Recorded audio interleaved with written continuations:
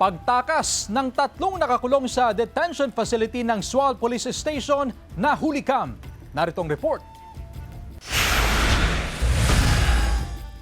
Sa kuha ng CCTV camera, makikita ang isang lalaki sa loob ng detention facility ng Sual Police Station na tila hindi mapakali.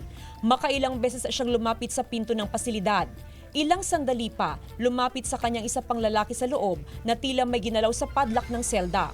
Pagkatapos ito ay tinangka ng buksan ng pinto. Pilit ay tinulak palabas ang pinto ng isa sa kanila, pero tila may sinabi ang kasama niya, kaya't hindi papasok ang pinto hanggang sa tuluyan nito mabuksan. Palabas na sana ng detention facility ang dalawa, pero biglang napabalik at inayos ang pinto matapos dumating ang isang pulis. Nang makaalis ang pulis, ay dali-daling lumabas ang isang lalaki at kinuha ang isang handheld radio. Saka na siya lumabas at tumakas mula sa himpilan ng pulisya. Sunod na ring tumakas ang dalawa pang lalaki na nasa loob ng detention facility. Pare-pareho silang dumaan sa likod ng istasyon. Sila ay nakakulong at sinungkit po nila yung kandado po ng ating detention cell. At na-extract na rin po natin yung CCTV doon at kung paano nila ginawa yung panunungkit. Ang nanungkit po ay yung may kasong theft po. Nangyari ang pagtakas ng mga detainee sa Sual Police Station alas 12:30 ng madaling araw kahapon.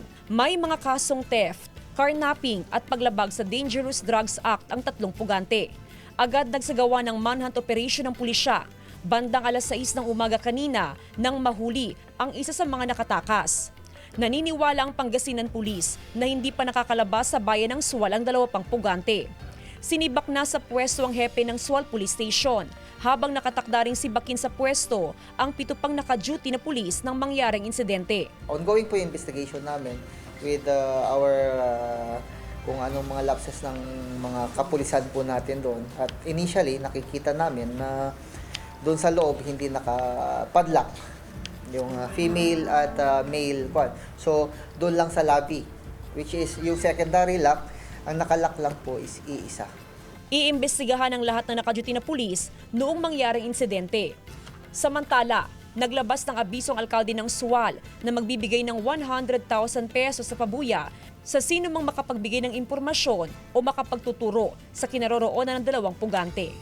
Kasama si Henry Dominsil, Jasmine Gabriel Galban, One North Central Luzon.